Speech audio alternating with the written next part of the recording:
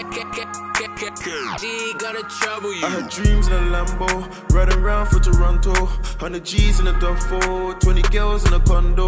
Kinda cruise when I'm cold, sipping Henny now I'm gone. Smoking on gelato, these pussy niggas don't want smoke. I had dreams in a Lambo, riding around for Toronto. Good morning, good afternoon, good evening. You're tuned into Oxford 0 to 100 podcast, where we talk everything A to Z about Oxford and its surrounding areas, and sometimes we don't.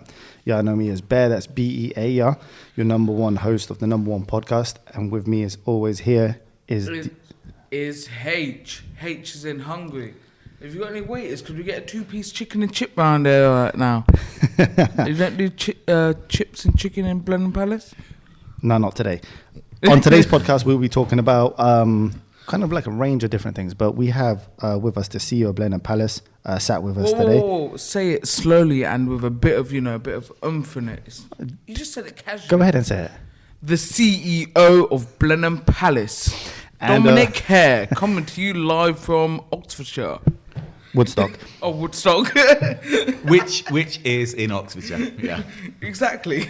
Today's podcast we'll be covering what is Blenheim Palace, who is Dominic Hare, and why did Dominic Hare's speech at the soft launch impact us so much, as well as Blenheim Palace and the youths.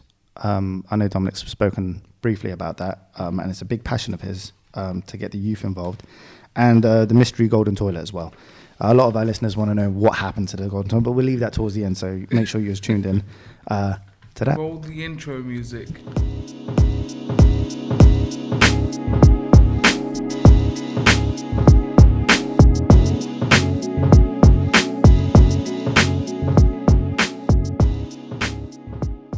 Right, so without much further ado, welcome to the show, Dominic Hare. Thank you for inviting me. Well, thank you for inviting us, actually, should we say, because we're in... what room is this, by the way, in Blenheim Palace? This is called the Udenard Room. It's the old estate office for about 300 years until I got here.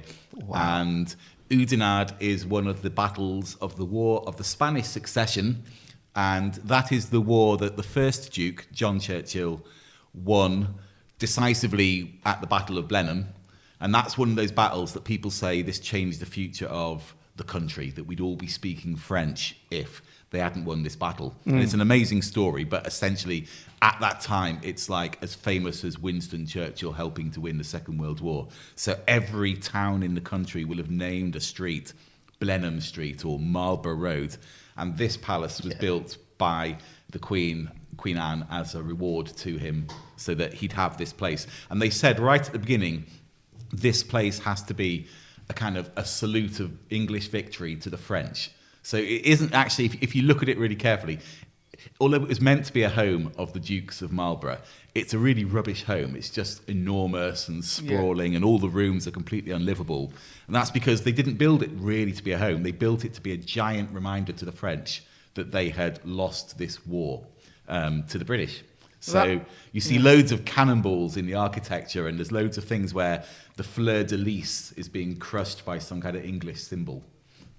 And yet the French still turn up to see Blenheim Palace. That's just awesome how informative he was. Not only is the CEO, he's actually the human version of Wikipedia. Well, I got here, and I'm telling you this stuff, and I'm almost implying, I know this, why don't you? No one ever gets taught at school that period at all. And actually, it's a really amazing period. And I'm just going to, you can edit this out if you want, but imagine you're that first Duke. Yeah. You're a kind of low-level aristocrat. You've married a woman who is actually like assistant to the Queen, but that's your only claim to fame. And you've been given a job buying stuff for the army, which is not a very big job. And then one day you get the equivalent of a phone call from the Queen saying, John, good to talk to you. You know that French army of Louis XIV that now has conquered pretty much the whole of Europe and has never, ever been beaten, the one they called the Invincible Army. Right, what I need you to do by yourself is cross Europe with an English army and confront them on the battlefield and defeat them. And don't worry about the fact no one's ever done that before. But John is a really clever guy, and so he goes about it really ingeniously. And one of the big things he does is he crosses Europe faster than any army has ever crossed Europe. And the French don't see this coming. So one of the things he does to speed up is, in the old days, armies would move by pillage. So they would march for a bit until they got tired. They'd find a nearby town or village. They'd get the swords out. They'd have a big fight with the locals, kill most of them.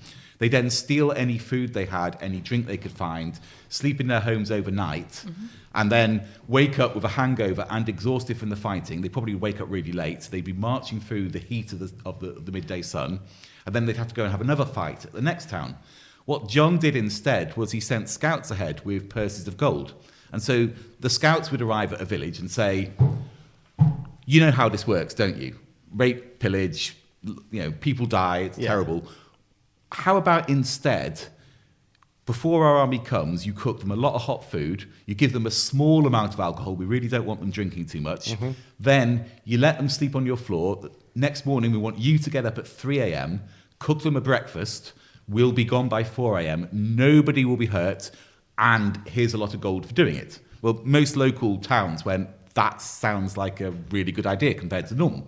And so that English army would be up and marching at 4 a.m., having been fed breakfast. They could march for 8 hours before the sun got too hot, and then they'd be greeted with open arms at the 8 next hours? village. I get tired just walking up the stairs. You would have made a really poor soldier in the 18th century. And so he moved so fast that way that the French scouts would be riding out and they'd come back to their base and go, the English are now at this town. And they would be generally executed because they were clearly lying, because there's no way the English could have got that far. And it went all the way to the end when one day the French kind of woke up, and this is an era where they choose their battlefields really carefully. They know where they're going to fight. They know where they want to stand, where the enemy will stand.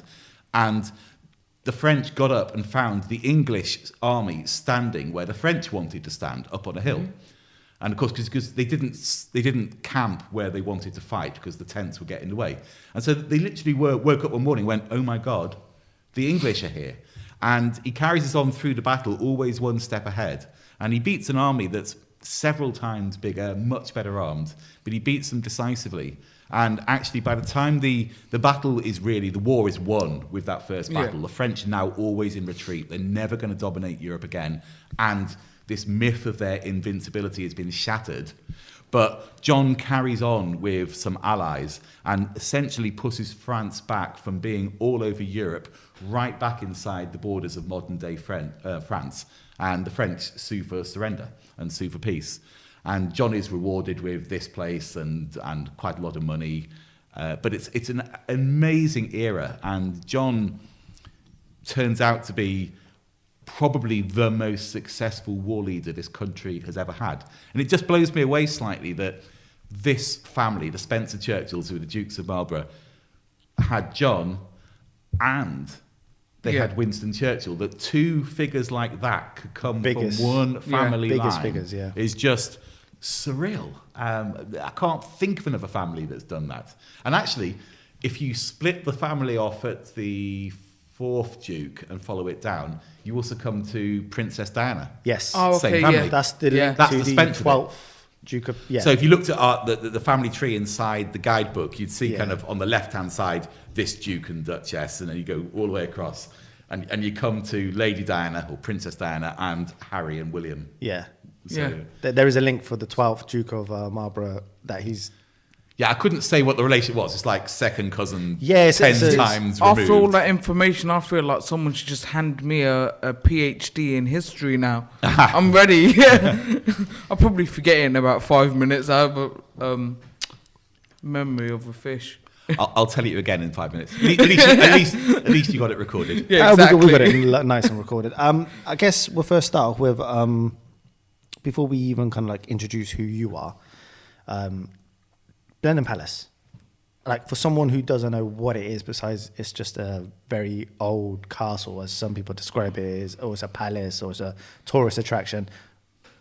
How would you describe Blenheim Palace to be? Okay, first, physically, we are 12,000 acres, of which 2,000 acres are inside a big wall, the Park Wall, and that's Blenheim Park, and Blenheim Park is a World Heritage Site.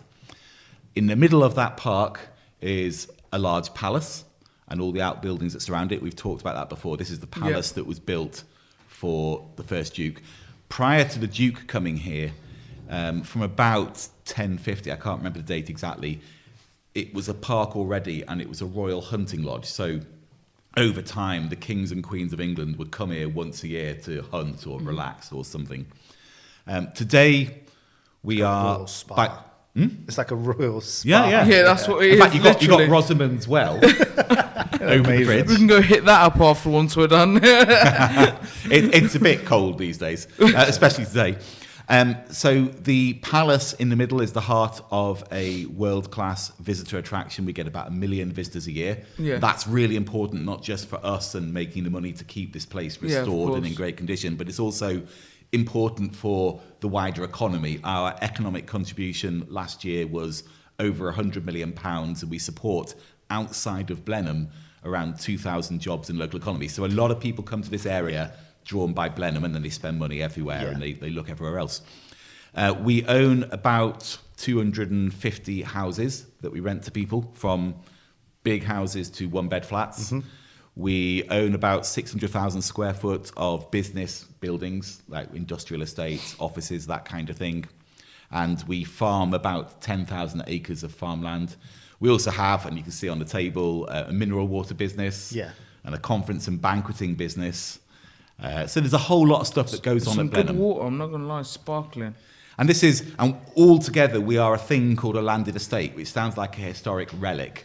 But if you go back hundreds of years, if you were a wealthy man, and you generally would have been a man in that era to be wealthy, if you made money by being Lord Chancellor or building a business or winning a war or anything like that, then you'd make money quickly, and it was the habit that you would gather your money into one place and you'd build a house that was befitting of your glory and splendor, and you'd set it up with land and other buildings around it so that your descendants could always live there, kind of to your glory.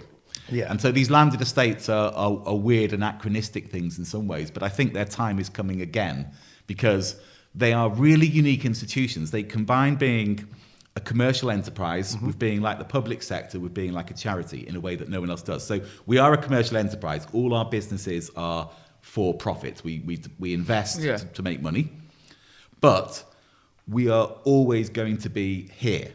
Now, of course. that's not true of any other business, even your podcasting business. If you two decided to move to London, you could carry on running your business in London. It's not tied to Oxford. Blenheim can't move. Blenheim can't ever Can't move. just pick Blenheim up and take it down the M4. So it's not like a council. The only thing you can take is the toilet. It turns out I'm sorry. I'm not sensitive to this. we're no less than 10 minutes in, and the £6 toilet million joke's gone. already come up. I thought I'd outlived that. So if you put those two things together, then we can invest for the long run in this area in a way that will never make sense to a local business, because they might not be here. And like councils, town councils, district councils, county councils, they can't invest. They're not really allowed to. So we can do that long-term investment thing. Plus, we can also do stuff that is for good, knowing that in the long run, if it is for good, it'll be for our good too, because we will still be here. So whether that's helping people with job training, or supporting local community organisations, or building community facilities, even though we won't get any pounds back for that, if all your people live in an area, if many of your customers come from an area, if all your property is in an area, then actually having great opportunities for young people, having really affordable housing, having great community facilities, they're all in our interest, really. So we occupy this magic space, and I think particularly the countryside, rural areas struggle today. Every village and town has its story of the banks closing down. Woodstock a year ago lost its last bank.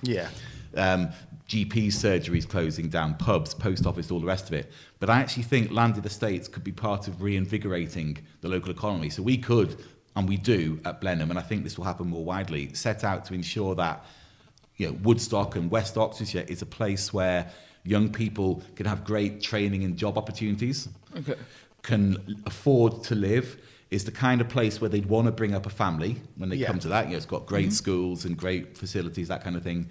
Whereas today, I think too many young people, even though it's the place they've known and been brought up in and love, they just think to make progress, I have to move up sticks and go somewhere else. And that's still great. For those who want to do it, that's brilliant.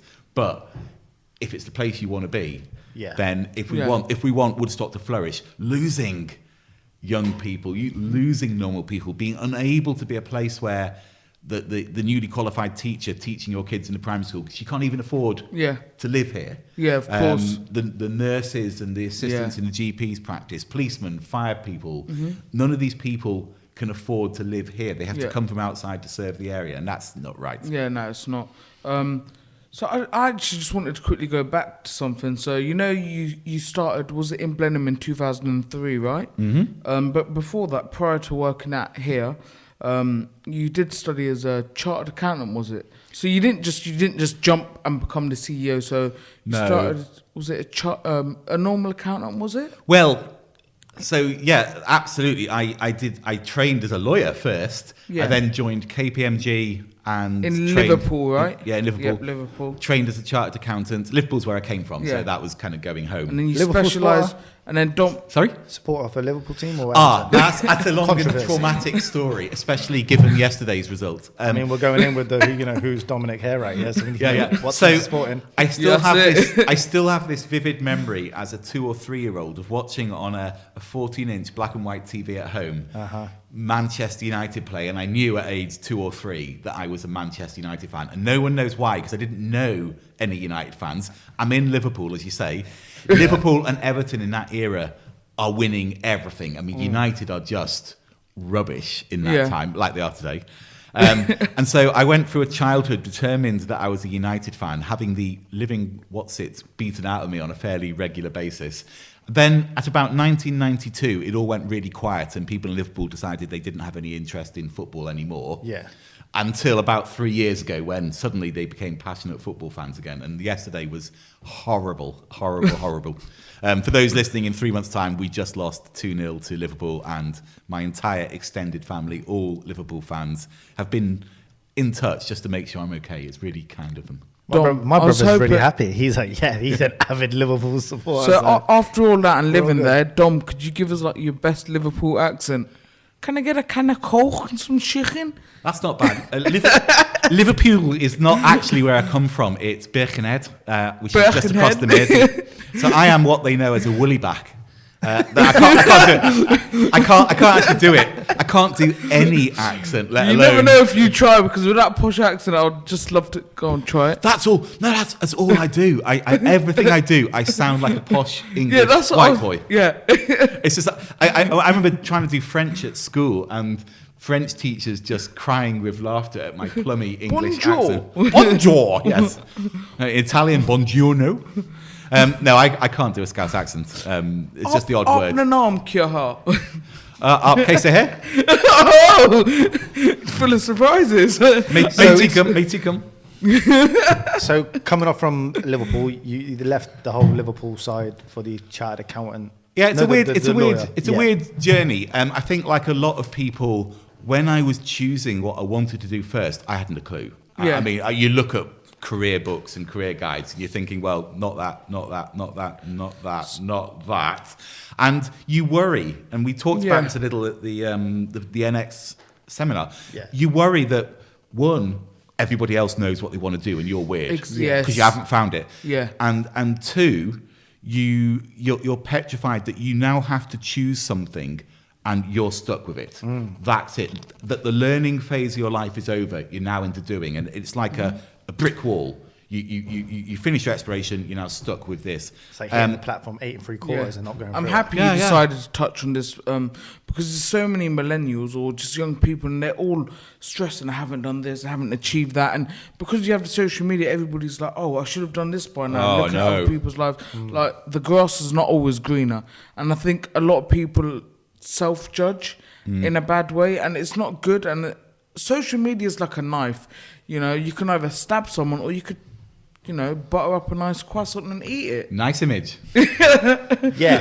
I wondered where that was going. Yeah, no, he's like, well, I made a comeback. But that's the thing, because save. you can either, empower yourself with social media and be like, I want to do this and this, or, always comparing yourself. It just puts you down. So, yeah, just like, what thoughts would you give to the younger people now of, like... I mean, before you get into that, so you kind of like, you didn't know where you were going? No, so my sequence, and I tell this story two ways, and I think we talked about this last time.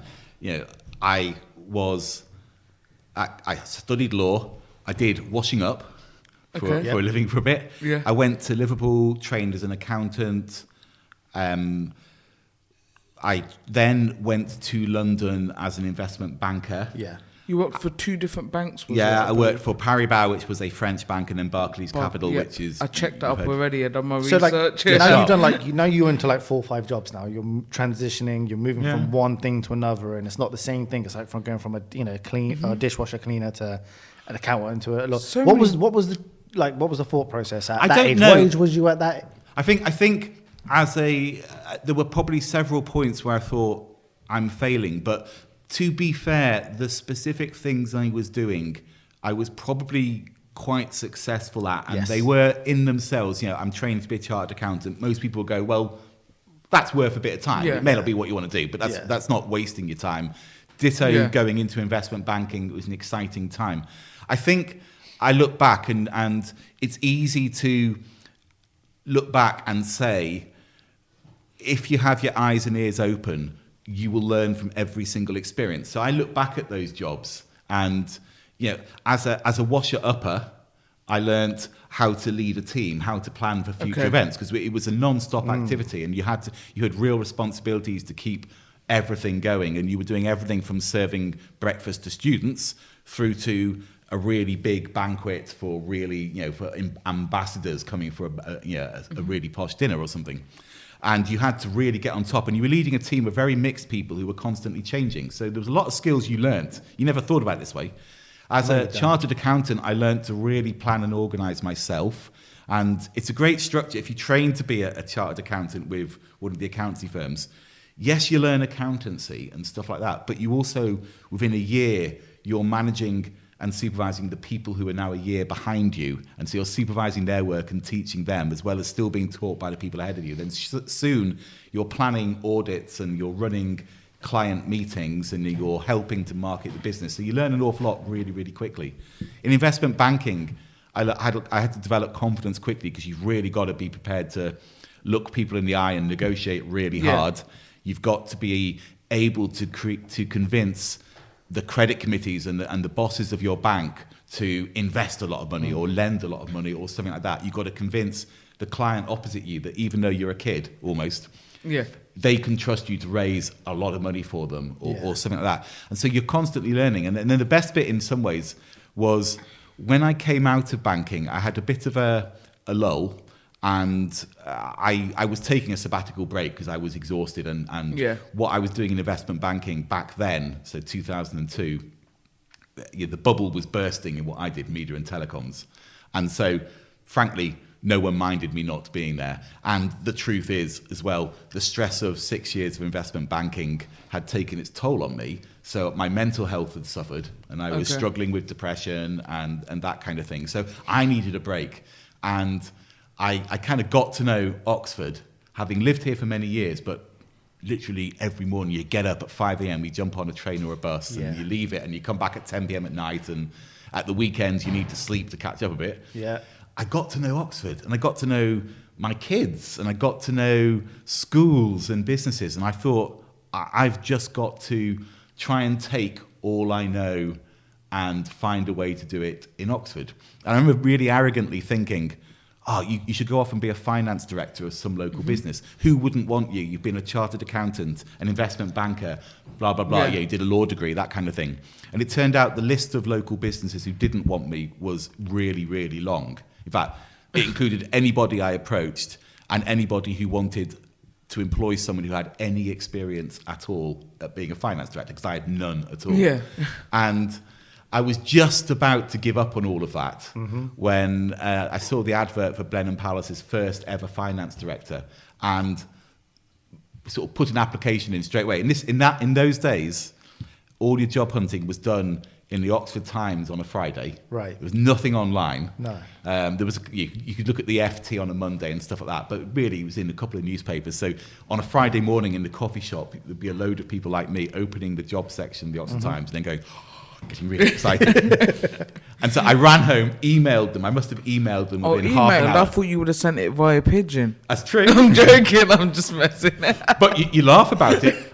about 10 minutes after sending an email presentation and application, I got this really shocked phone call from Blenheim, and it was a lady saying, Mr. Hare, we advertised this morning for a new finance director, and you've already applied. And she was completely amazed. She said, well, we'd like to see you. When could you come? And I said, about 10 minutes. And it had a bit of a shock. But that's this sort of moment where you start to pull together all you've learned in the previous jobs and even all your interests. And then if I could just leap forward 13 years or so, having been finance director here with a great team, the chief executive who hired me decided he's going to leave. Mm-hmm. And the trustees kindly approached me and said, ideally, we'd like you to take over. And I remember thinking, I'm just not interested unless... You could be you. Well, I could be me, and also unless I can see the point of leading a landed estate for a period. I don't want to just run a business that just does its thing. I've got to feel that running a landed estate is worthwhile and we can do something really, really special. And that's that moment I most remember where, instead of it accidentally happening, I most looked back to everything I'd read, every business I'd admired, everything I'd learned as a washer-upper, a chartered accountant, a law undergraduate, an investment banker, and went, what have I got? What's this place got? What have I got that could work? And so at the age of 48 or so, that's the first point where I sit down and start to realise what I might be able to do. That's the first time where I think I'm looking at a job that this could be the thing I should do.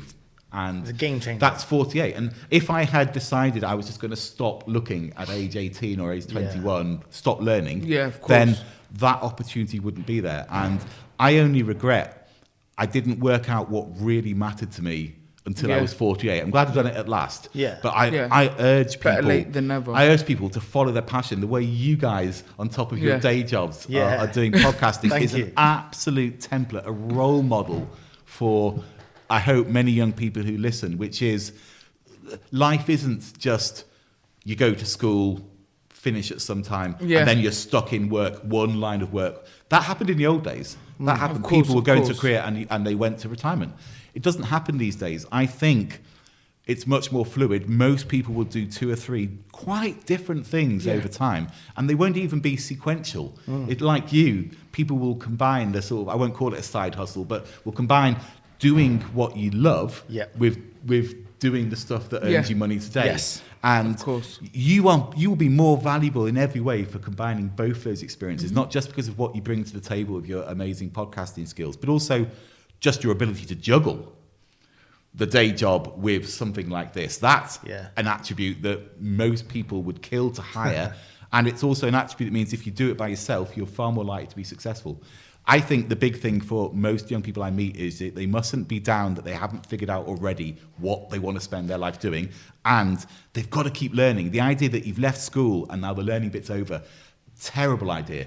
The world is so full of experiences. Oxford is so full of the most enriching educational Very things. diverse. That's what I love. And you can learn from anything, any experience life gives you. We joked about going, I love Nando's.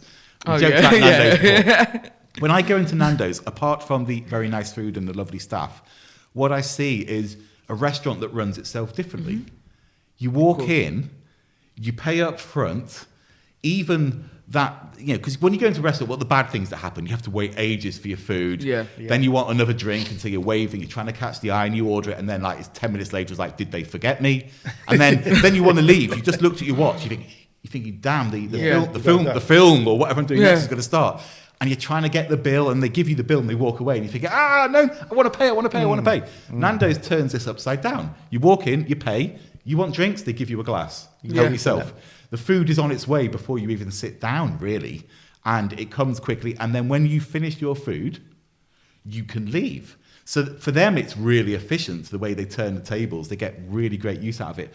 For me, unless I'm looking to have a long night out eating, in which case Nando's is not the thing I want. This is a brilliant way of doing it. I love walking into a company that just looks at things differently, and you learn even from that. And I don't know how that applies to Blenheim, but I sometimes look at our catering and think, well, does what McDonald's does today, does what Nando's does today, is this relevant to someone like Blenheim? So life is just a huge, rich tapestry of learning experience. I mean, no one trained Jeff Bezos how to run an online... When he was in his garage. No one trained him. He just got really frustrated trying to find books. And it's a wonderful company called Zappos in the States, which Amazon now owns, which is an online shoe retailer. And there, the foundation story of Zappos is absolutely a guy in one American city, I can't remember which, needs to buy shoes for a wedding he's going to the next day. Yeah. And he spends the entire day crisscrossing the city. He knows almost exactly what shoes he wants, because in shoe shop A, they haven't got them in stock. In shoe shop B, they've got the style he wants, but not in his size. Yes. In shoe shop C, they've got the size he wants, but in the wrong colour. Yeah, I heard this And he's story.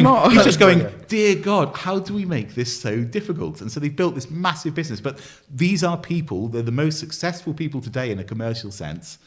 And they are people who've let life teach them lessons. And that's so important. I mean, coming back to, because, you spoke about, the law, dishwashing, stuff like that, and you jumped to get into the job of the finance in Blenheim Palace and then ended up, becoming the CEO. There was a part in there in your kind of like, your career, your life, where you were on your journey. You were part of a business deal proposal for the Virgin Media Radio, as well as, the whole... I was born in 92, so obviously Fireman Sam was a big thing for me back then, as well as Still is now. So I heard you were part of that deal as well. So you'll talk a little about a bit of a throwback to the 90s, should we say? Yeah, I think it's interesting. What was it like being part of like such a? I mean, to me it was a big deal. Like it's a massive deal to be part of something where Chris Evans calls you up and says, "Mate." He didn't. Yeah. He didn't do that to me, I have to tell you. But it was amazing. I had just arrived in investment banking, and because as a new person, I had the experience being corporate financier and accountant and that beforehand. I probably was, compared to the other people of my level, I probably knew more, had more about me. More experience. Yeah, more experience. And so Paribas, that bank, was a really small French bank, but it had 2 or 3 teams that were really, really good at what they did. And one was the media and telecoms team. And so when a couple of early deals came up, they would grab me rather than someone else because I had more experience and they thought I'd help them more. And then one day, pretty much, we get the call to say, Chris Evans wants to buy Virgin Radio. And I don't know if any of your listeners care about this era, but Chris Evans he was giant at that time. He's huge. Yeah, he was massive. He dominated Friday night television, and he was the BBC Radio 1 breakfast show host. He was the voice. Yeah, he was. Yeah. He broadcast to the nation. He was him and Terry Wogan on Radio 2, voices to the nation. And they were like the David Attenboroughs and the Morgan Freeman of the UK. They were like, if a lot of our listeners, they're from the 90s, they're our age, and there's some old and some new, but Chris Evans, and there was that big controversy about him leaving, and that was it. He left Radio 1 under a cloud, to put it mildly. Yeah, and it was quite public, and he was a star. Very public, yeah. And he was desperate still to broadcast to the nation, and the only other options really were, there was Capital FM, which wasn't the nation, but it was London, which is quite big. But that had Chris Tarrant, and Chris Evans were fierce rivals, and Chris Tarrant was clearly not leaving Capital. No. Apart from that, there was only Virgin, which was a national AM radio broadcaster. And so Virgin were in the process of being sold, I think, to Scottish Media Group, and things had gone it had been dragged out, staff confidence had fallen, morale was low, and so they had the bright idea in the few weeks that was left them of hiring Chris Evans just to run the Virgin Radio breakfast show for a bit, inspire the audience, cheer staff up, that kind of thing. And I think Chris went and fell in love with broadcasting to the nation again, and hated the idea of losing that if Scottish Media Group bought it. So he wanted to get control. And if you think about it, there's very few, in those days, almost no artists who ever got to control their media, to own it. I mean, today you can look at, say, Oprah Winfrey is a bit there. I'm trying to think of other examples. Very few. There's a couple of... if we say, like, in terms of like people who own their own show, you got like people like Oprah Winfrey. But if you say things like artists, there's only 3 artists in the world that I know from the top of my head that own their whole media catalog. So you got like Jay-Z? you got Michael Jackson, you got Prince, and just recently last year Chris Brown. It's a very it's a very hard thing to own your media, like to own it and to do it well. To do it well is even harder because most stars, with the greatest respect to them, they're really good at what they do because they can't see beyond the end of their own nose. That's not a necessary talent to be a brilliant performer. In fact, it's probably distracting. Chris Evans actually was as brilliant behind the camera as he was into a microphone, which is a very unusual skill set. And so we backed him. It was an amazing deal. I remember at the end working something with my colleagues about 48 hours straight, just not stopping for 48 hours to get it all done in time, and being called in by my boss's boss at the bank, who sat me down, a wonderful guy called Pascal Boris, a French guy, and he congratulated me. He said, really well done. He said, but you have to know not all deals are like this. I said, what do you mean? He says, well, you've just been the headline on the 9 o'clock news, the first headline on 10 o'clock news. You are the front page of every single newspaper, not me personally, but this deal. He says, and you're new. You think this is the way it always is. He says, it will never happen to you in your life again. And he was almost completely right. It was an amazing deal. The profile was great. The confidence it gave me compared to an anonymous deal was huge. People wanted to talk to me. And so I was specializing in media, and my kids were at that time, 4, 5, 6, something like that.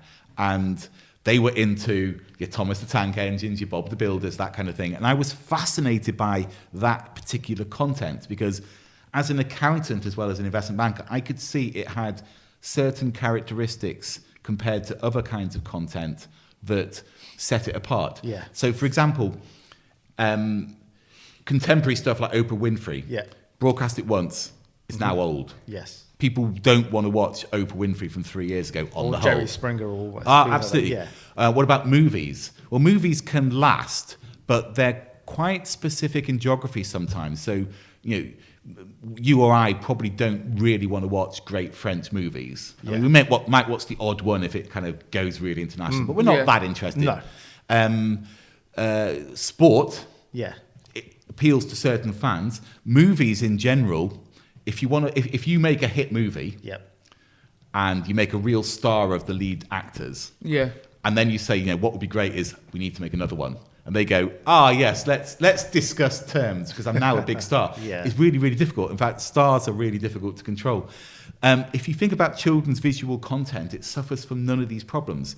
If you watch, let's say, a really old cartoon like Tom and Jerry, now you and I know it was drawn by Americans and the kind of background of the city is American. I still wonder what that woman looks like. You never got to see her face, did you? Just from the hips down. Yeah. But it doesn't matter because if you were watching it in Russia, you're imagining the top half of a Russian woman and you think the cities are Russian cities. I never really thought of it like that. It's dubbed into Russian, and everyone who watches it thinks it's in their home language because it's not even recorded voices.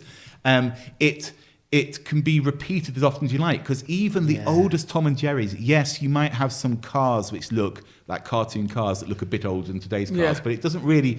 It's not like watching a film. No. It has no relevance to the time scale of real life. I've never looked at it like that. That's actually and crazy. Even better, it lasts and lasts. How old is Tom and Jerry? You don't even look at it and think this is really old. No. And if you watched it as a child, and then you have a brother or sister who's watching 7 or 8 years younger than you, they will grow up wanting to watch what you watch. Happens all the way. So it gets passed. And then it goes further.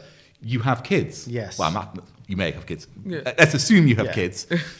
What things are you most likely to, when they first want to watch TV, whether that's because you want to educate them or because you just need to get something done, you want to distract them, you will trust most Bob the Builder, Thomas Tango, because you know what they're about. In fact, you may even sit there and say, I can't wait to watch Thomas with you. And I remember doing this, and they were making some new, like not the old cartoon Thomas the Tank Engines, but some new sort of Disney-style, Pixar-style ones. And I actually resented the new stuff because it didn't look like the old stuff. So that content seems to last forever, is not star-led, is incredibly international. And I thought, this is really interesting. So we went talking to the management team of a company called Hit Entertainment, and they, with our help, bought themselves out from whoever owned them before.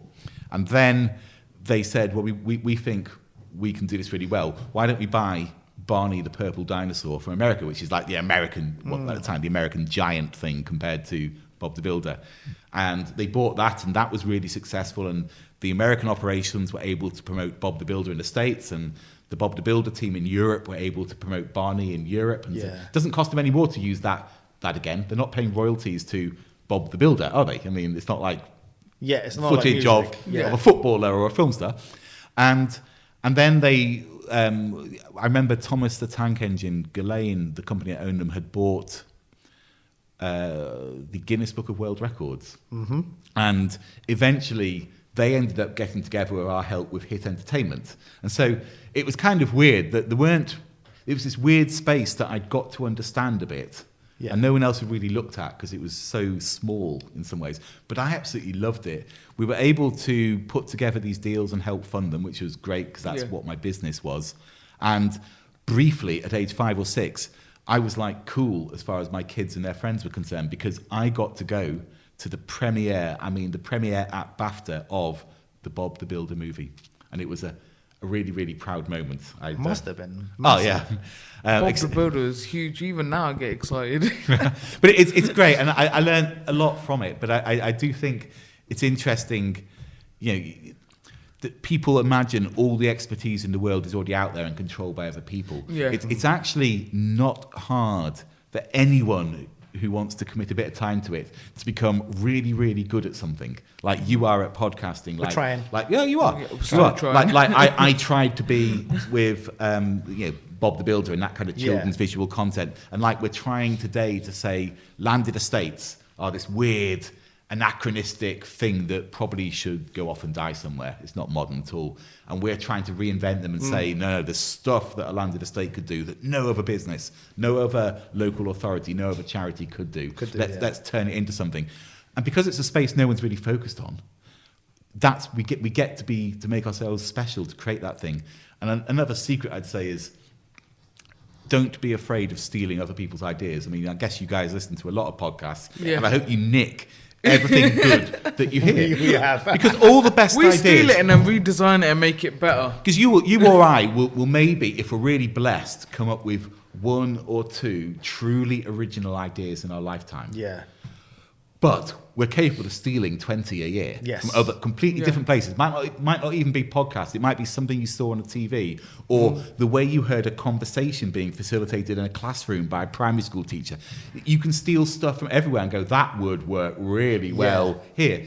And again, it's going back to this idea of the time of learning doesn't stop when you're 18 or leave school or something like that. If you stop learning, you're giving up on life and all it can give to you. And the world is more than ready to teach you lessons. And I've never come across anybody who's annoyed at me stealing their idea. I mean, I try and be careful and say, I nicked this idea from this place. But even if I don't... people say imitation is the highest level of flattery.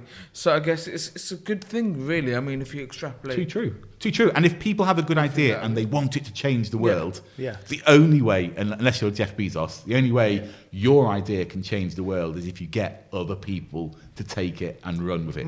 See, it's crazy. Like, you know how you're speaking, like, very inspiring. Remember when we were at the NX event? Yeah. And... we were supposed to be networking with all the other individuals, but as soon as you came up as a keynote speaker and you started speaking, I looked at him, he looked at me. It was a genuine spark. We did not think we were going to come and get you. I was just like, oh my God, this guy is so chilled out, relaxed. He comes across as like, you speak to the younger children, like, not even children, but, the younger millennials. Yeah. And you just come across as like, I'm just chilled out. Like, it was not I'm the CEO, and there was like a spark. We looked at each other. I was like, oh my God, we could network with the rest after, but I just want to get Dom. I really want to get him on the podcast. You're very kind. The key part was the key part of the whole thing. I mean, it was great. We met a load of people. It was Darius. amazing. We're still friends with him now. Did you see Darius on The Greatest Dancer? Yes. 6:30 wasn't it, on Saturday? On Saturday, yeah. We met him and we made a little joke. He's wearing the gold shoes, so he must have. Yeah. That was it. We made those. But I think the best part of that whole speech, I'd say, would be the part where, and it was really important, and I kept saying it to a lot of people, is in order to be successful in life, you need to invest in your friends. And you talked greatly about friends that you've had and friends that you've known for 20, 30 years. Some you speak to, some you don't. But in order to move on with life, if you're working as a team, is you have to invest in your friends. You do. And actually, that's the great thing about network groups like B4 and NX is it's professional networking, but they don't judge you, and they really will all support you. And Richard and Ed have built that from the absolute bottom up, that if you were to walk in by yourself, there'll be people on duty, I think they call them ambassadors or links or something, whose job it is just to make sure you don't hang by yourself, that you're instantly introduced to people who want to support you. And actually, everyone there is on the same journey. Of course. I think one of the great things about Oxford is it isn't brutally competitive in that sense. People recognise they're on the same journey. I've never come across anywhere that's more naturally supportive of entrepreneurs starting out or people who want to sort of change the world through social enterprise. Everyone gravitates towards them, and the instinctive answer is not, what can I sell you, but how can I help That's crazy. you? Exactly. You say like your perspective of Oxford is different from ours. Really? It's like, it's like you said, like, you know, you said it very nicely, you know, it's very like, you know, open and entrepreneurs. But like I said to you when we were, you know, when we were off air a bit, like the whole podcast dynamic of you want to change in something, sometimes Oxford doesn't allow that to happen because it's something new. I mean, you know, like I've said to you briefly, like, you know, this never had a podcast up until now. 2 great podcasters that, you know, spawned from, you know, from our podcast. But it's just great to hear like a different, like an opinion. I'd say like a different like look, a different kind of like angle. That's a huge challenge to someone like me, because let's be blunt about it. I am older. I am working for a really old established entity like Blenheim Palace. We're part. No one goes, who Blenheim? Who? What does Blenheim do? Well, you did at the beginning, but generally speaking, they don't. And let's face it, I'm white. I come from a professional background, and it's really easy. I thought you was brown. But it's really easy for me to see what I expect to see, and not see it through the eyes of, you know, a young girl or a young entrepreneur or someone who's trying to break in from the outside, because Blenheim is the consummate insider in some ways. Yes. And it's really easy for me to believe what my own words. And when we talked earlier about where you hope to go with the podcast and that, if there's anything I say that's comforting, it is my instinctive reaction in my head was, we'll have to see what we can do to help you. Yeah. Because this place is better off with you doing this, just like it's better off with Ed running NX and Richard before. Thank you for those two, because then that means this podcast wouldn't have happened if we wouldn't have networked and you wouldn't have spoke. So just want to quickly get it in there. Thank you, Ed and Richard. But no, sorry, Richard, I forgot your name. But it's great. Like you said, like I've agreed. Like, and I believe it. Like, there's not all networking groups are great. No, you just got to find the one that fits you perfectly. I guess. Like I've done BNI, I've done a few of the weird ones and wacky ones, and they don't fit the model you're going for. And that was brilliant about NX. Is that the way they set the whole networking process is great. What is that saying? Your vibe attracts your tribe, and I guess Ed's type of circle of influence was our type of vibe, where we met a lot of people who we still speaking to now, which. Yeah, that's very important, and you got to break down barriers, but there's this fundamental truth that those you bond with, those that are most likely to instinctively want to help you, exactly, and don't dismiss that help. Obviously, I mean, coming back to where we were talking about, you were saying very briefly. I mean, not really briefly, but you said it perfectly. Like, don't quit. Like, don't think there's a certain like time limitation put on you. The problem we've got now in our generation, or the generation coming up soon, is that everyone was supposed to believe like by 30 you're meant to have it figured out. Like, by 30 I was supposed to have a house, mortgage, car, married, comfortable, millions in your bank. And I've noticed, like, I'm 27, I've not got it figured out, but I have it figured out because I kind of now know what I'm going for in a weird, wacky way. At the same time, balancing, your full-time job with your hobbies and family and stuff like that. I mean, like the whole limitation thing, like just break it down to the listeners. I mean, a lot of social media kind of puts it upon us that by 30 everyone should have it figured out. And I kind of believe social influencers have a huge impact. And it isn't just. Let's not. I mean, I'm nervous always about social media, but it isn't just social media. Society generally preach this notion that by a certain age you should have your first feet on the housing ladder and all the rest of it. The world is changing, and I genuinely think for the better. If you were condemned to do what you first started doing at age 18, or that would not be a good place, that world. That would not be a lot to look forward to. I think we're more mobile today. I think we are expected to learn new skills through our lives and take advantage of those opportunities. I think that even sort of threatens kind of housing values because would you necessarily want to buy a house if you thought actually your next step might be to go to Los Angeles and do this podcasting full time or something? You know, some people want that kind of freedom. I think that's the way the world's going, and it's a better thing. But that doesn't mean it's easy to be sat there as this generation, unsure of what you're doing. I urge people to work. I urge people to study in the sense of not necessarily signing up for evening classes, but go and pursue an interest as a volunteer or as a hobbyist that you've never pursued before. That keep things fresh all the time. You do not want your life to break down as well from kind of 8 o'clock till 6 o'clock Monday to Friday, including travel time. I'll just be doing this, and then frankly I'll be resting for the rest of that time. Social media is pernicious in that it kind of people don't put online very much. The dark side, the worries and concerns, and as friendships increasingly kind of transact online, it becomes a competition to show that you're in the middle of everything and that anyone who's watching you on social media by definition is missing out. And that's terrible. What I urge people is not to over hurry, because if you listen to this and panic that you weren't doing other things, that's not, you'll just jump into the first thing and it's not necessarily the right thing. But look at each year coldly. I do it at the beginning of the year and sit down and say, well, what do I want to achieve this year? And I don't mean earn this much or promotions, although that can be on the list. But what do I want to add to my life that I don't feel is there at the moment? Which friends do I want to stay close to? Which skills do I have a feeling I'd really enjoy learning about? What experiences do I think I'd like to get? And start with that passion, because you'll only build your reason, your why, if you've worked out what matters to you. Now, it's clear what yours is.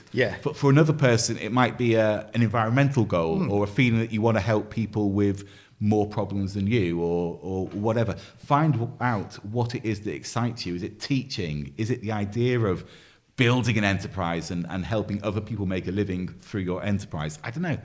But find that why. And once you have stumbled on the thing that excites you more than the day job, then you can patiently start to build towards it. And so what you're doing now, if what you wanted to do was present the Radio 1 breakfast show to the nation, this is the kind of way. This would be a plausible start to it. It's a plausible start to many other things. I mean, I think what you are doing now and all the skills, not just the recording and the editing and the interviewing, but the skills you talked about earlier of learning to go into businesses and kind of directly, politely ask for exactly what you want and know what you're going to say when they say why, and to know what your sales pitch is. These are skills that are in such demand. You cannot teach these skills. You need willing people to go out and learn them. And that's amazing. You in doing this, you are equipping yourself for so many different directions. And I think that's a great secret. One of the things about accountancy as a training thing was I chose it because I hadn't a clue what I wanted to do. And accountancy is one of those things where you learn so many different things that I could do it for 2 or 3 years, learn some stuff, but then choose what direction later. It doesn't tie me down. Contrast that with, I don't know, training to be a midwife. At the end of training to be a midwife, if it turns out I hate mothers and kids, I've got a problem. That's a bad choice. I've got a problem at that point. So, if you're not sure, keep the options open. But that doesn't narrow you down very much. As you said with your thing, the number of things you are learning from the process of getting distribution, learning about the editing and the technical side of production, learning about how you pitch to subjects and how you pitch to your audience. These things are amazing. There are so many places that will look at your CV now and say, oh my word, that you're out of the ordinary, must interview you. And if you decide actually what you do is something by yourself, you've taught yourself, you've learnt the hard way, many of the things that you would otherwise have to learn on your own time. See, the next thing we wanted to do was kind of like go out and do public speaking. And I was reading online that public speaking is like the number one thing a lot of people fear. And then it's death. So it's like, imagine someone at a funeral giving a eulogy. They're like, whilst they're speaking, they're just like, I wish I was in that coffin right now. Public speaking is tough. I'd say you two are naturals at it, by the way.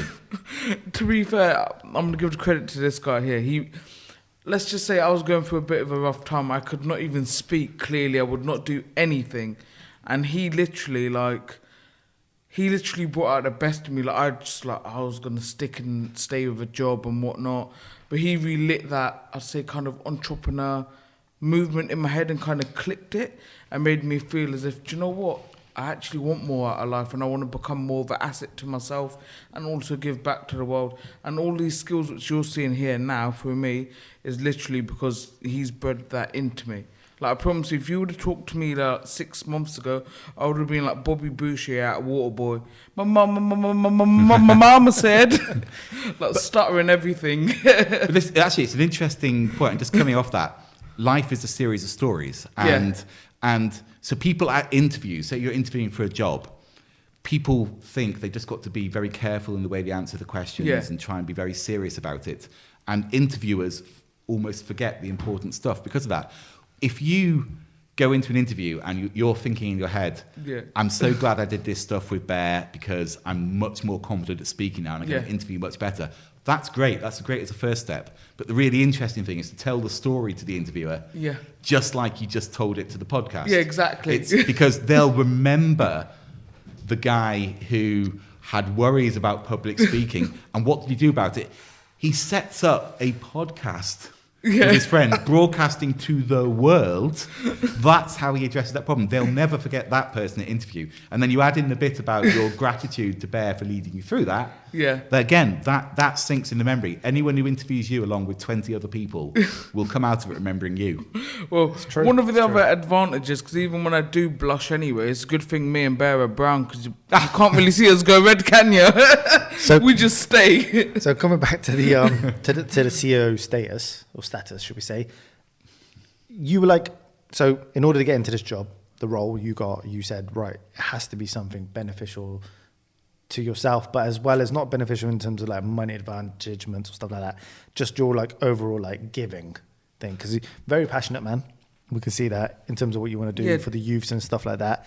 And you kind of like in like I think it was like an interview, you kind of gave out you wanted to make this place more, and you said it again in the podcast, more affordable, more diverse for the youths in Woodstock. So how's that transition coming? Is it working? Is Blenheim now being more recognised with youth? Because like at the beginning, I know I said, what is Blenheim? Like we know, but the guys who live on the other side of Oxfordshire, if we look at Blackblees, Rosehill, the less economical areas, we wouldn't really kind of like go, oh, fancy going to Blenheim Palace, because again, it's all like get looked at there with the tracksuit bottoms and stuff like that. So it's kind of like it's like a weird transition. So it's like, are youths going to be more involved in apprenticeships and stuff like that? Is that something going on? It's good you mentioned that, because I was just about to ask a question which is actually relatable to what you said. About 3 years ago, when I watched the video, you said you had like a 10-year goal, right?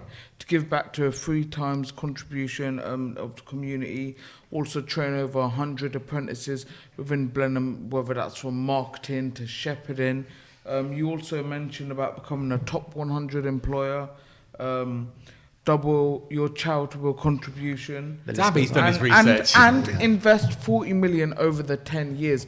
Now, in regards to what Bear said and what you've done, within the last 3 years, how far have you got within these goals, long-term goals? Oh, we're making really good progress. We should, let's see what we've done so far. We've already doubled our contribution to the community and charity. In fact, we've trebled it. That went really, really quickly. We did that in the end of the second year. We should become a net generator of renewable energy by about March 2021, touch wood, which is about 7 years quicker than we promised. Mm-hmm. When it comes to... That's amazing. That's good, and we want to kick on further. That it's important to go much further. Of course. We are on target. If we carry on growing at the speed we're growing today, we will treble our contribution to the local economy over 10 years. We grew our contribution by about 15% last year, and if we keep doing that for the next 7 years... That's a really important thing for you, isn't it? Yeah. To give back to the community. Because 100%. a lot of like when businesses come in or like certain places, they tend to just weirdly just take, but not kind of give back in Well, a weird I way. think that's problematic in two ways. One is quite specific to us. The first is we have to recognise that we have a social licence to operate. Yeah. It's not just that we attract customers, but we have an impact on the world around us. Yeah. So it has to be a fair exchange. So I think it's incumbent on all long-term businesses to make sure that is balanced. We want this area to be prosperous and productive so that people flourish and can afford to come and see us. Yeah. The other point is more specific to a landed estate, which is because landed estates are so deeply intertwined with the local area. You know, we own many of the houses, we build most of the new houses, we employ more than anyone else. We do most of our shopping with local businesses. Our visitors, people coming as tourists to Blenheim, spend nearly £50 million each year in businesses outside of Blenheim, you know, hotels, restaurants, shops, or transport, all the rest of it. Because of all of that, if we don't, as a landed estate, be part of a flourishing area, we can't flourish. There is absolutely no way. I could probably be successful for 2 years or so if the area around us was struggling. But after that, it just doesn't work anymore. No. So if you're a landed estate, I think it's absolutely not just fair, but crucial that you ensure that the area around you flourishes. I've been to so many landed estates, and you will never, ever find a successful landed estate in a struggling area. So I think it's absolutely incredibly important. Going back to younger people, we have, I think today, we have 19 apprentices on our books, almost all of whom are young. I mean, actually, apprenticeships, of course, myth, are not just for young people, but mostly young people are more interested in them. So we have 19 apprentices. We have our first degree apprentices going off shortly, which is very exciting. So we are, keeping our promises in terms of apprenticeships. Hopefully we will get to the 100. We hope actually to go beyond it. We bought a developer, like a housing developer called Pye Homes, just over a year ago, and they've now brought in their first apprentices. Now, if you go back decades, building businesses were full of apprentices. If you had like a bricklaying team working for a building company, there'd be a master bricklayer at the top. Someone's whistling. Someone's whistling outside. There'd be a master bricklayer at the top, and part of his job wasn't just bricklaying, it was training apprentice bricklayers. And then maybe 20, 30 years ago, all these developers, they started to get rid of all those direct trades, and they would start to go to contractors instead. And contractors were cheaper, mainly actually because they could work for anyone, they could fill their time completely, but also because they didn't waste too much time training apprentices. So we want to try and reverse that. We know we're going to be building more than 600 homes in a local area over the next 10 years. We think is a brilliant opportunity to rebuild building apprenticeships, proper ones, bricklaying, carpentry, roofing, all of them, and have them in this area so that when we've finished, we've bequeathed to a whole bunch of local people skills which they wouldn't have been able to develop, and importantly, a means of making a living for themselves and their families all their life. And that's really, really important to us. And interestingly, 2 of their first apprentices at Pye Homes are girls. We have a lady bricklayer and another lady, I can't remember her apprenticeship, but so they're trying to break the mold that building is a male trade. Yeah, of course. And those skills are male skills. And so hopefully we'll flourish. In terms of our audience, I think if you go back 20 years ago, then somewhere like Blenheim would have had a really affluent older audience and not much mix. I think now we have about 1 million visitors a year, and you can't have that size of audience without really everyone coming. I don't think we have a pretty mixed audience. So if you look at Christmas Light Trail and our Christmas offerings, it's a completely different audience than the summer walking in the gardens looking at historic artifacts. So, hey, I don't think our audience is quite as diverse as, say, people who live in East Oxford. But we're getting there. I mean, slowly you have to get there because, I mean, like, before we even recorded the podcast, you were telling us about the rich history of Blenheim Palace. I mean, even, like, I've lived in Oxford, 27 years, my whole life. I still don't know enough about Blenheim as it is. like, you know, obviously we know the main traits, you know, it's Blenheim Palace, you know, Winston Churchill, World War II, so on and so forth. That's all we ever know, but we don't know the in-depth about the whole French and rooms. And to be honest, like, I've always loved a bit of history. So, like, I mean, we in school, all we ever got taught about was China's Mao Zedong and his 5-year bus plan and Nazi Germany and that was the British Crusade. And that's what you got taught. You never got told, like, as well as, like, okay, so you got Woodstock at one end. No one knows the rich history of Oxfordshire itself. Yeah. I mean, Oxford was first built by the... it wasn't built by the Romans because they didn't want to build it in the beginning. It was actually just marshlands. You couldn't build a building. I mean, the church built it themselves. So a lot of people don't know that rich history in itself of where they live. So, I mean, like, even... that could educate the youth in many ways, you know, teaching them the rich history of where they live and the Blenheim Palace and how it grew and what it's about and what it stands for. And the apprentices are brilliant. It gives a soul to the place, that history. If you create a new town, you've got to work really, really hard to give it a soul, and it might take 50, 60 years. I mean, Milton Keynes, I think, is really most of the way there, but it's taken them a very long time to get that soul. The great thing about Oxford is that soul exists for good or for bad, and occasionally it is for bad.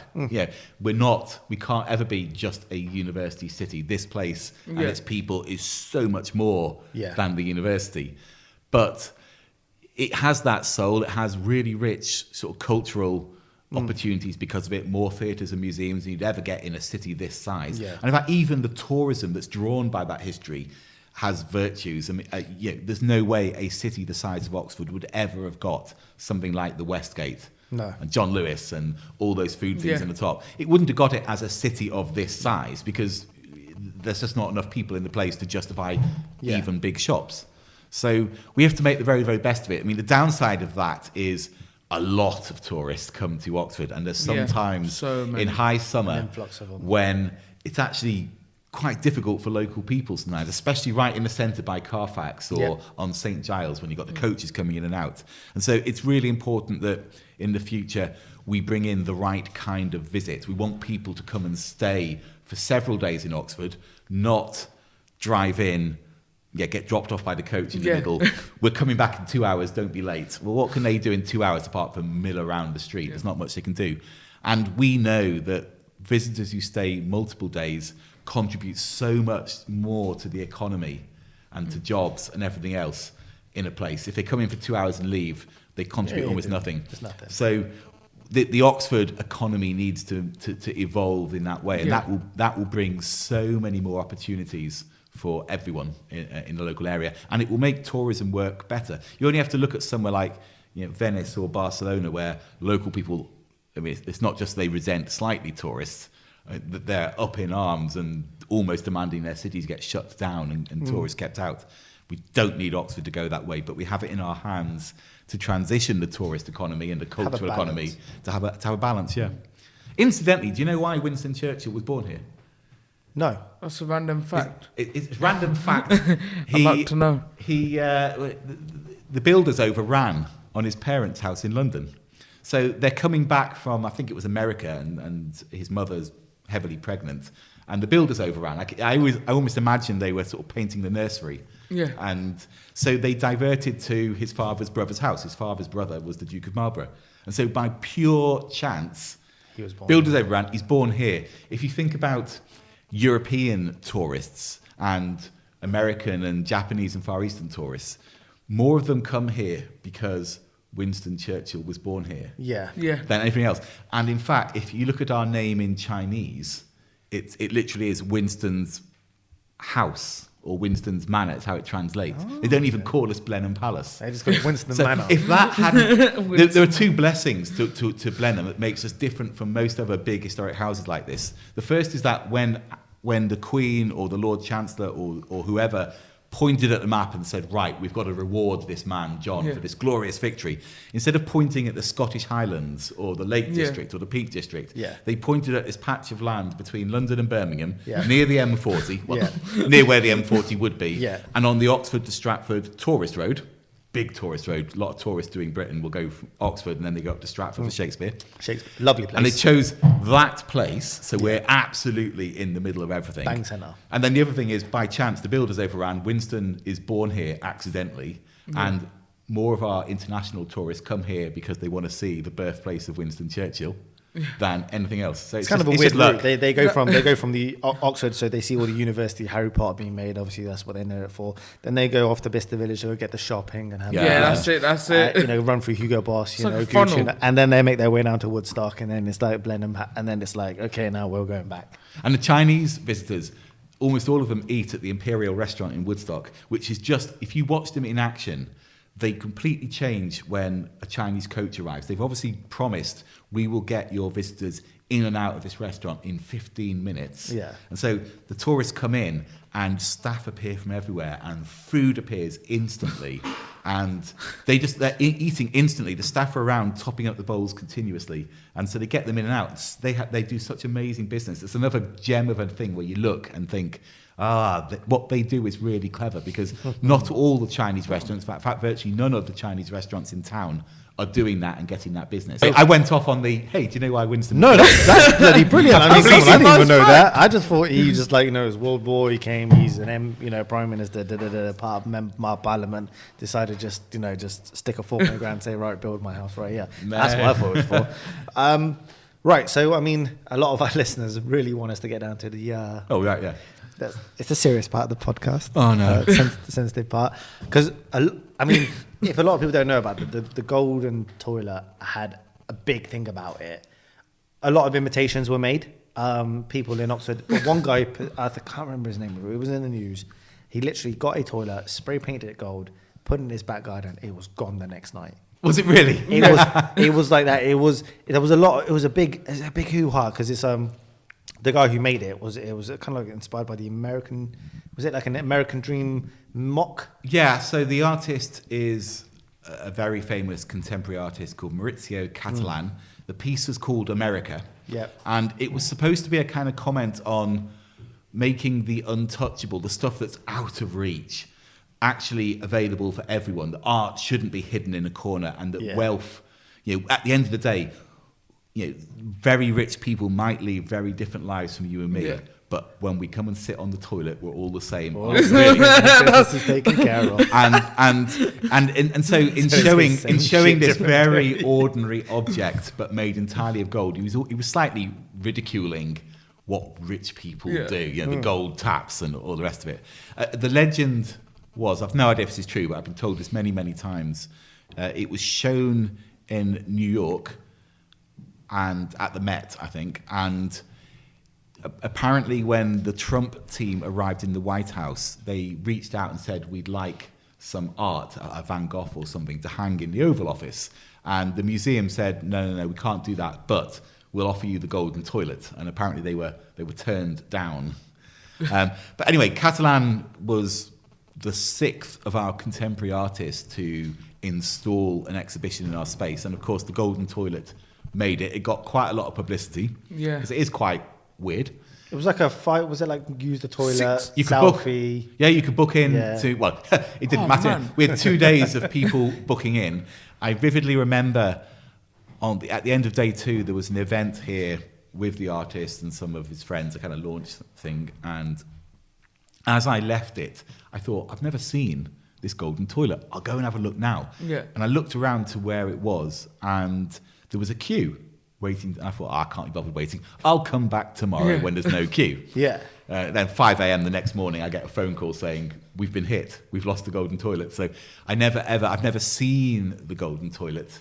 It did get quite a lot of attention. It did. It really went global. I got called by friends in New Zealand saying, Dom, do you realise you're on the New Zealand news every hour on the hour?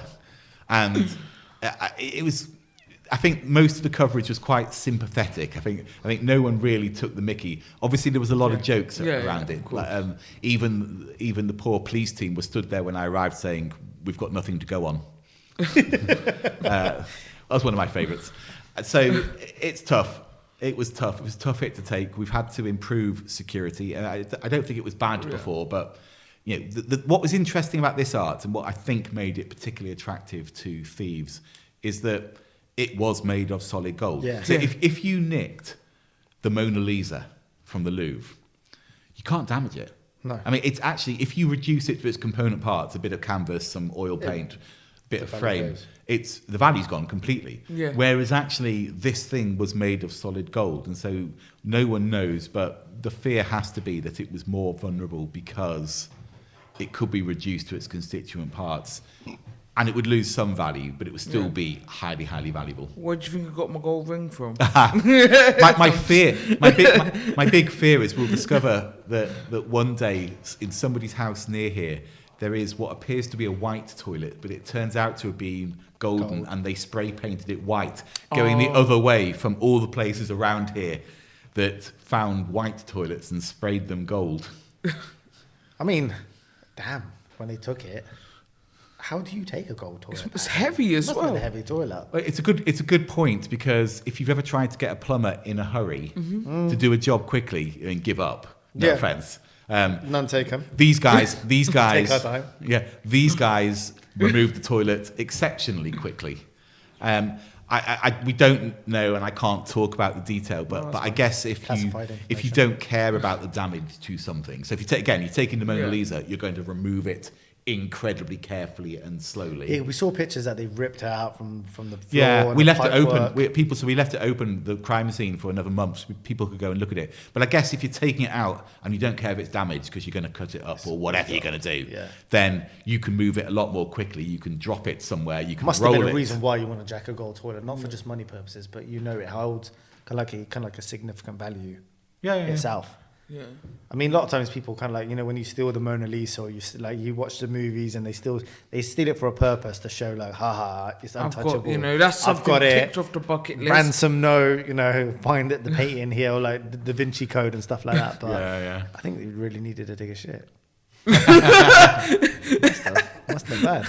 I've always wanted to have a shit. Oh yeah, I shit. really actually. It when- was, of course, fully plumbed in. Yeah, So yeah. while most people couldn't time it, so at their book time they couldn't actually use it. All they could do was sit on it and take pictures. Yeah. There will have been. We had cleaners go in every 15, 20 minutes, and just to make sure it was It's clean. nuts. It must have been great. I think we've kind of nailed everything on the head. Very impressive. I mean, you got any questions? I'm tired. You got anything you want to say before we kind of like roll out and say thanks to Dom for allowing us to be I think we've in one of covered the most oldest 300-year-old room? Doesn't even look 300 years old. No, this room is pretty much 300 years old. It got redecorated in 2003, I suppose. Makes it look a bit newer. Well, cleaners have done a good job of keeping it clean. I mean, is that the texture of the wall, or is it just people's hands? No, that's I see what you mean. it velvet? No, it's. I'm not sure it's velvet, but it's something touched the like wall. velvet, and those be the marks of people wiping it and things like that. Must be it. I think there's a brush thing that they use every now and then. They'll kind of brush it all down. I'll touch the wall. and see. We need clarification. Go on, touch it. Don't take the wall. Oh yeah, you're right. Is it velvety? It's velvety, yeah. It's like more shaven down, when you get a one on the side of your head. Yeah. But, it's a lot Yeah, I know what you mean. The one on the side of his head. Yeah. That's when Dom's like, what's the number one? What are you on about? Actually, I got a 0 on the side. I guess we can say, thank you for allowing us to be here. I mean, before we kind of like sign off, is there like a message you want to give to the new generation coming up with dreams and aspirations that want to do things? I'd go back. Your story. Yeah, I'd go back. I think no one should ever stress that they haven't figured things out. I'm 50. It turns out 51 next month. And 51? Are you still waiting for... Your beard hasn't grown yet. I can't grow a beard. I've tried. You guys are so far ahead of me on that. It's a curse and a blessing. I'm 51, and most people would perceive that I am being successful.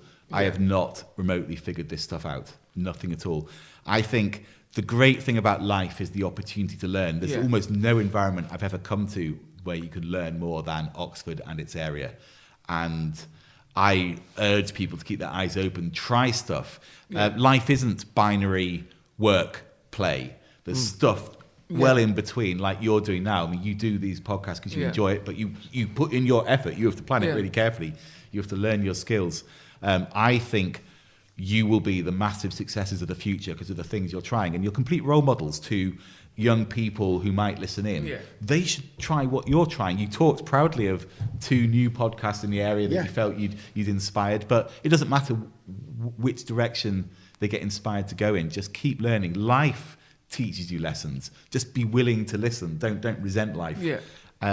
I think this area will be a stunning success because its people are brilliant and nurturing and supportive. I wouldn't like to be anywhere else. I wish anyone listening all the best of luck and keep learning. Life keeps teaching you. And if you sit down at the beginning of each year, it doesn't have to be like a New Year's resolution. You just sit down and think, what would I like to get out of this year? What experiences? And plan towards it. Then the world is your oyster. I mean, you guys heard it first. Thank you, Dominic, for allowing us in Blenheim. Pleasure. Thank you for coming. It's been awesome. It's been great. That's it, guys. I mean, I've been Bear. I've been H. You've been listening to Oxford's 0 to 100's podcast, Oxford's #1 podcast, available on iTunes as well as Spotify and every other, wherever else you listen to your podcast. That's it, guys. We'll see you next time. Take care.